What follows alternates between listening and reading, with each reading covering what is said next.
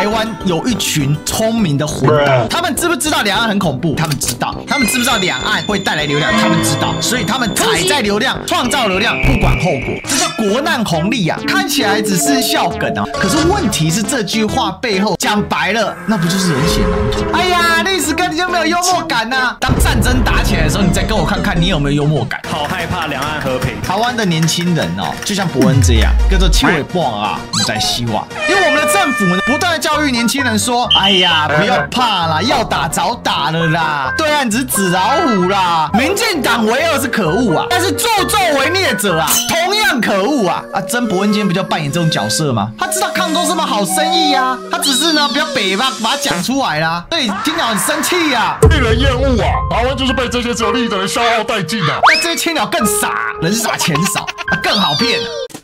Ladies and gentlemen, welcome the host. 最近呢，台湾有举办 YouTube 上面的模仿金钟奖，所谓的走中奖。那这个走中奖里面呢，得奖的人呢，当中有一个是伯恩。伯恩里面有一段发言引起了非常大的回响。这次吗？是这次吗？啊，又白紧张一场。感谢中国给我们灵感。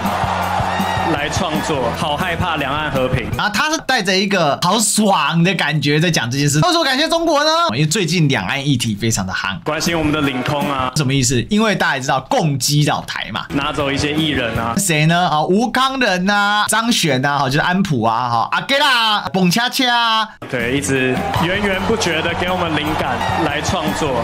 看起来只是一个笑梗啊，把中国因素呢拿来笑。他说：“你看啊，每次中国出现，确实我也跟大家讲啊，就纵使在我们频道里面，两岸议题占的比重呢，好，在今年下半年是显著增加，尤其是赖清德上台之后，我想你有看我们频道的，大概也有感受到这样的一个这个状况啊。可是他的问题在于什么？好害怕两岸和平，这是这整句话里面最糟糕的点。他好害怕两岸和平，但年轻人听说啊，好害怕两岸和平，就是觉得听一听，好像也就还好。可是问题是这句话背后所代表是什么意思？讲白了，那不就是人血馒头吗？说实在的一句话呈现出几个不同的面向。首先第一点，台湾的年轻人哦，就像伯恩这样，叫做气尾棒啊，我们在希望7月半的鸭子不知死活。今天呢，因为两岸很久没打，所以他觉得共机绕台、共建扰台、军演、射飞弹、射火箭、射卫星、射太空航空母舰、潜舰、隐形轰炸机、战机等等等等，他会觉得好笑，觉得啊，这是纸老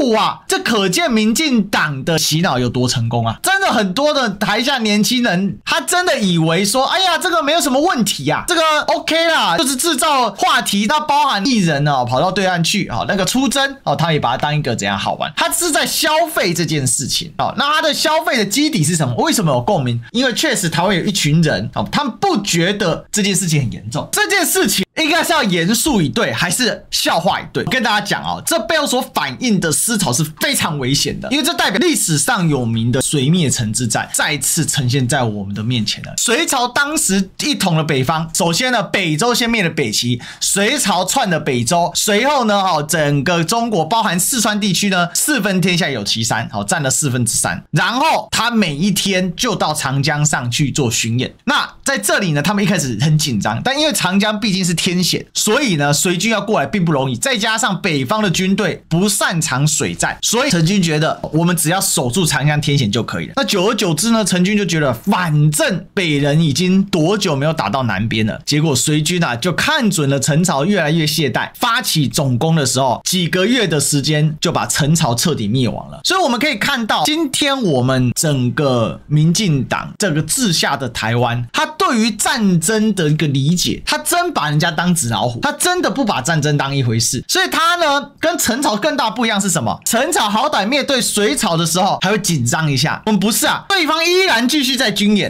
对方依然继续在壮大自己的军事实力可是伯恩等这样的年轻人群体，他的认知被民进党因为要长期教育，要避免依赖论嘛，要避免说这两岸真的会打起来嘛，所以他们认为这就是个玩笑话。好害怕两岸和平说实话，两岸有没有一个流量？当然有，但是我们做这些流流量是担心两岸真的开战，可是伯恩做这个流量吃人血馒头。曾伯恩这个人，他懂不懂所谓的两岸国际的形势？他高材生他不知道吗？他是看到台下里面这些蠢货，他就看到你们蠢货爱吃人血馒头，你们被蒙蔽，他有差吗？对他来讲，两岸一开战，就飞去美国了。他在美国念书，他家有钱，他傻逼吗？他跟你一起上战场吗？民进党为恶是可恶啊，但是助纣为虐者啊，同样可恶啊！曾伯恩今天不就扮演这种角色吗？把抗中当门好生意啊！但是我们要感谢伯恩啊，因为伯恩说了个大实话，就是抗中是门好生意，没有抗中怎么赚？这叫国难红利啊！没有台独，先享受台独的红利，不断去挑动两岸战争敏感的神经，然后赚了票，赚了钱，垄断了两岸生意，赚好赚满。至于说那些有双重国籍的，那些在美国可以随时去的人，他在乎吗？不用在乎啊。但是鸟鸟呢，看到伯恩这个样子，也在生气啊。为什么？他戳破了真相，鸟鸟当然生气啊。你看鸟鸟怎么气？台湾不但面对来自对岸的威胁，还要妨碍内部的背骨，奸细打击台湾防卫的决心，真的很令人厌恶。台湾就是被这些人眼里只有利益的人消耗殆尽啊！这不就你纵容出来的吗？今天伯恩为什么敢这样做啊？不就你们鸟鸟宠出来的吗？以前捧伯恩捧得很高的嘞，你还记得没有？我跟你讲，伯恩以前干过什么事？夜夜秀，2020年的时候，伯恩夜夜秀，韩国瑜31.5万，蔡英文13.1万，韩国要收2倍半的价格啊！这不就是利益共同体吗？对不对？只是后来因为呢，他跑去酸郑南榕的那个梗自焚的梗，在19年的时候，他曾经呢就调侃过郑南榕，所以导致呢被延上，所以呢他后来就知道了钱该赚但是呢不能违逆党意。其实今天这种错误的认知是非常非常糟糕的。他事实上就是在继续形塑一个认知，叫今天两岸的问题他把它当作儿戏，他觉得他等于是在放大民进党那一招。攻击绕台的时候，你每次都觉得是这一次吗？是这一次吗？又臭白紧张一场了所以。